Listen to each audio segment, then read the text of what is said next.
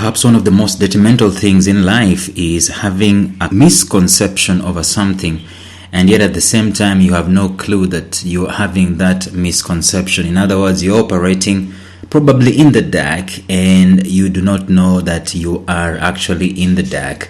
And that happens to very many of us. I could say that one happens to nearly all of us as human beings, where we do think that the modus operandi, the things that we were doing at that moment in time, are actually chic, they are on vogue, they are on fashion, they are principled, and so on. Only to take a look, maybe 6 years down the line, you look back, 5 years down the line, you look back and you're thinking, what in the world was I doing? It is because the lights have now come back on and you realize that you are working on a misconception. And today we finalize some of the misconceptions that people normally hold with crafting personal brands. Stay tuned.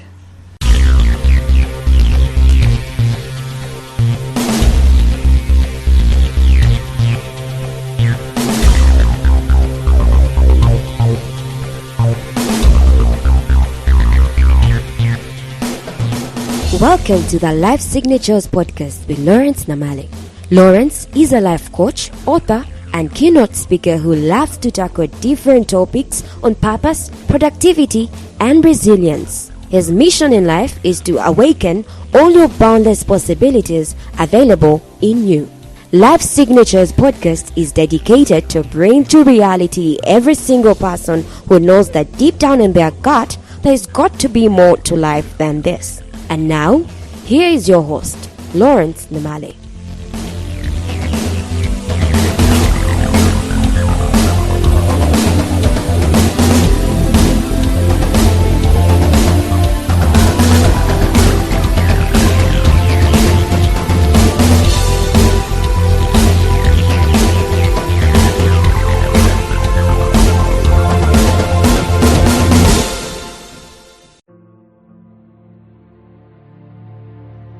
It is an interesting thing to live a life thinking that you're doing it correctly, only later on to realize that you're veering off the target.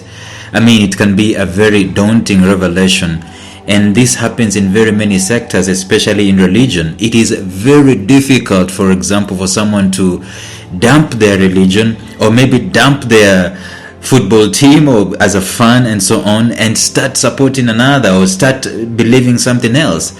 We hold our beliefs and we hold our conceptions so dear to our hearts, so dear to our spirits, that whenever we are challenged, it is like, whoa, by the way, some wars have been fought from the premise of people being told you are wrong and I am right. And so there's these misconceptions going on, and at the end of the day, how will you know that something works or something doesn't work? Jesus said you will know them by their fruits. At the end of the day, does it work? Does it work? There is this misconception that, and I'm using religion, once I am a good person, I'm a morally upright person, then I'll become a wealthy person. That is a misconception. Wealth has absolutely nothing to deal with morality. There are some guys who have a lot of wealth and they are very immoral. It is about systems, about decisions, and so on. It's about what works and what doesn't work. So in the podcast today, we're going to summarize all the misconceptions that I've been talking about, and we're going to add one more that come when you're building your personal brand. There are very many people who have misconceptions about personal branding, and let me just reiterate and say this: that personal branding is the next CV in this world. I know I've already shared that in the previous episodes, that people are so many and so noisy in terms of competence, in terms of qualifications, in terms of academics, and so on and so forth. There are very many of those, and only few of them stand out. And the ones that stand out are the guys who have crafted consciously and intentionally their own personal brands. In other words, you can be the most qualified, the most competent guy this world has ever seen, but guess what? You are lost in the crowd because there are very many people trying to do the same thing. But a personal brand is a different thing, because it secludes you to a particular niche, it secludes you to a particular passion, it secludes you to a particular audience, it secludes you to a particular value add and a particular solution provision. That's what it does. I mean, it makes you sharper, and people normally look for those guys who are sharp, guys who are experts, guys who are authorities. They don't go to people who are novices, people who are jack of all trades and a master of none. If you are a jack of all trades, and that's the problem that we normally have, very many people come out, they are qualified, and then when they are going for interviews, they want to do just about anything. Give me any job, I will be able to do.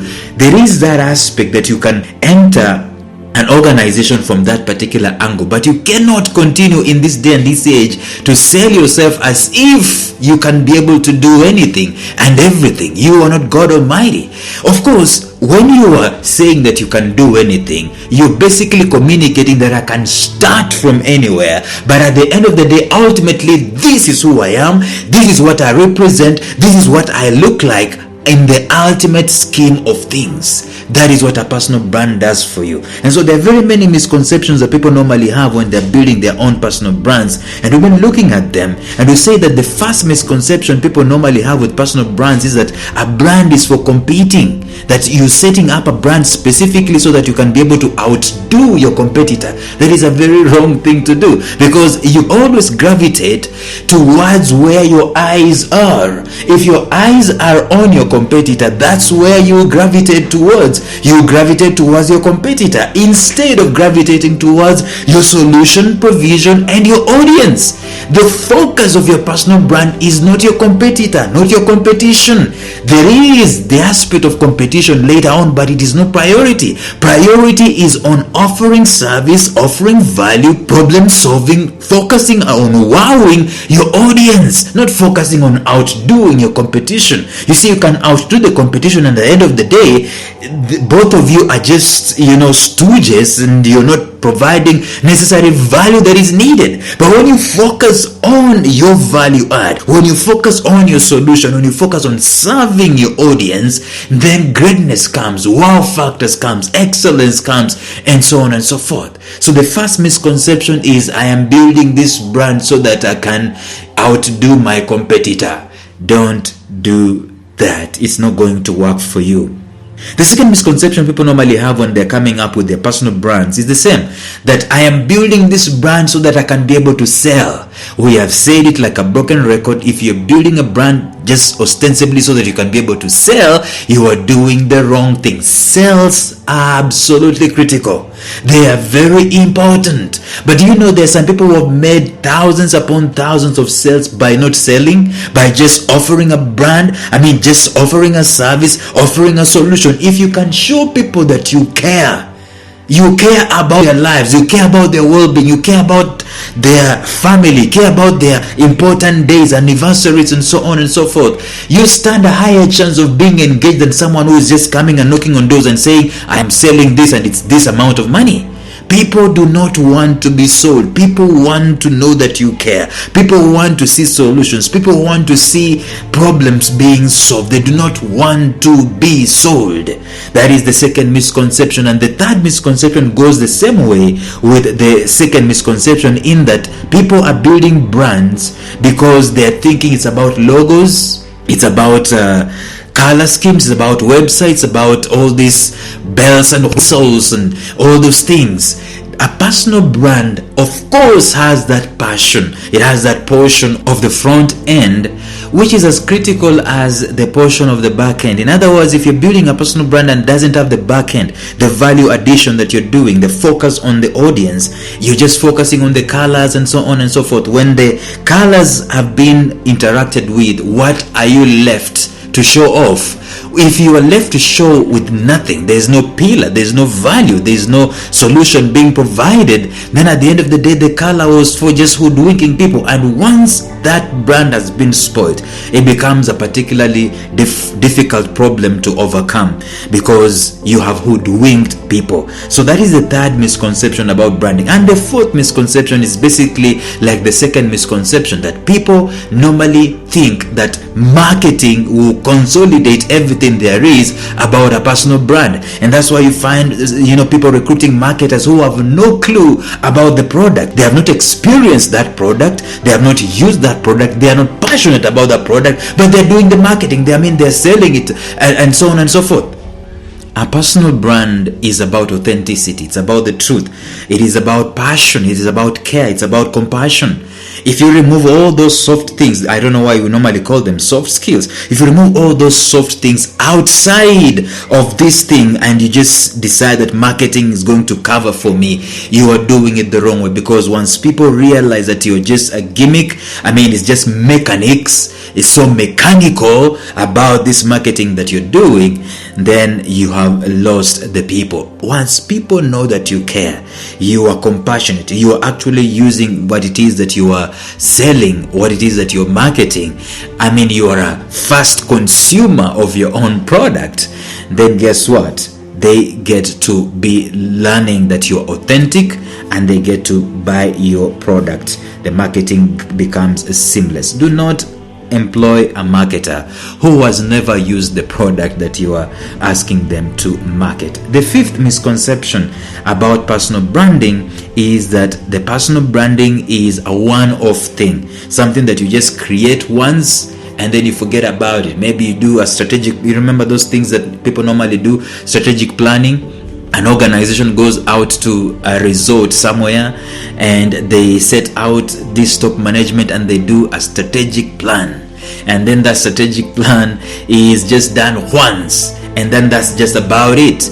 It's not revisited, not reviewed, not rolled in, not followed up, not tracked, and so on. The same thing about a personal brand. If you're not going to always be refreshing, and I'm going to talk about refreshing the personal brand later on.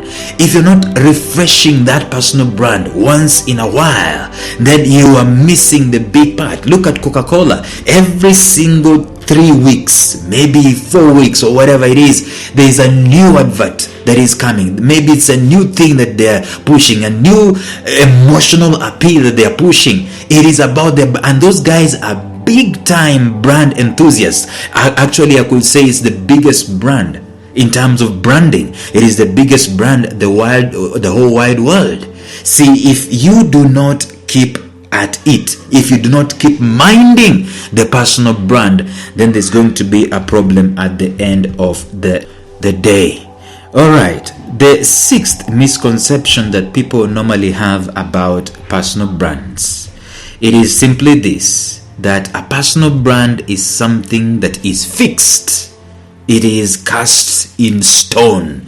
It changes not. It is like the law of the Medes and the Persians. It cannot be altered. See, there is this quote that says that in matters of principle, stand like a rock. There is a part for you to stand like a rock when it comes to the brand that you are offering. There are some aspects of your brand concerning, let's say, the values that you stand for. You cannot alter those values. You stand like a rock.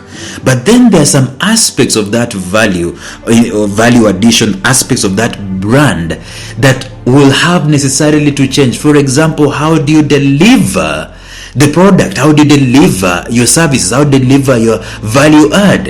When Facebook comes and you've always been a preacher, you start cursing Facebook and telling people that Facebook was created by an atheist, you cannot use Facebook, the devil is on Facebook, and so on and so forth. And you stand rigid, and then COVID-19 comes and tells you you cannot go to church, you cannot gather people in a congregation. What do? The mode of delivery changes. You cannot say that your brand is just fixed, cast in stone. This is what we decided to do, and this is what we will always do. We will never change.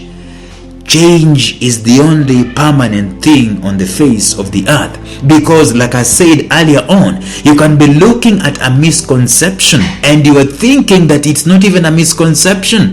The same way you can be looking at something that you're thinking this is the best there ever was, and it's not even the best there ever was, because we keep improving as a human race. Good, better, best. Do not let it rest until the good is better and the better is best. We keep increasing, we keep improving, we keep becoming better and better and better. And so you cannot say that your personal brand is fixed and it cannot be changed, it cannot be altered. It's like the law that cannot be altered. Wrong. It's a bit interesting to talk about this because I am a purpose trainer, and I normally say that purpose doesn't change. I believe that purpose does not change, but the modes of delivery for that purpose will change depending on the context. Look at pastors in countries facing lockdowns. I've talked about that. Their purpose remains the same, but the mode of delivery necessarily has got to change. A personal brand needs innovation. It needs to, change with the times, swimming with the currents in the matters regarding fashion, and most especially in the way I continue differentiating myself. This involves the way I keep giving value, churning out value week in, week out, day in, day out, month in, month out, but the way I also continue to differentiate myself. See, differentiation can never be fixed. Differentiation is the part that swims with the current of your personal brand. So you've got to continue being different. Ask Nokia. Nokia was principle. They said that people do not want to type on glass, and now they are obsolete because they started something that was totally revolutionary and they deemed it to be fixed and cast in stone. And now at the end of the day, they are nowhere. And you and I know that our personal brand is not just about logos and all those things. It is about value, service, differentiation, and problem solving. So when things change, you change too, and you continue advancing, continue morphing, continue growing, continue developing. That's how we develop. That's why we did not have helicopters at the beginning of the age, and later on we do have helicopters. And that's why we did not have mobile phones, and we did not even have landline phones at the beginning of the age, and now we do have. But guess what? At the beginning of the age, people used to communicate. They used to travel from one place to another. But right now, the travel is easier. The communication is much more easier. Why? Because personal brands cannot and should not and should never be fixed. That is the sixth misconception that people normally have when it comes to building a personal brand. At the end of the day, people get bored by seeing the same thing done the same way. And this applies in very many aspects of life. The mind, by the way, something so interesting about the brain is what they call the 10-minute rule. After 10 minutes, the brain just gets overloaded and just wants to switch off until it is refreshed by something new or a story or something of that nature. That's why our brands need to keep evolving, need to keep being refreshed. Well, we are going to start discussing on how exactly we can build these personal brands with the episodes tomorrow. Until then, bye-bye.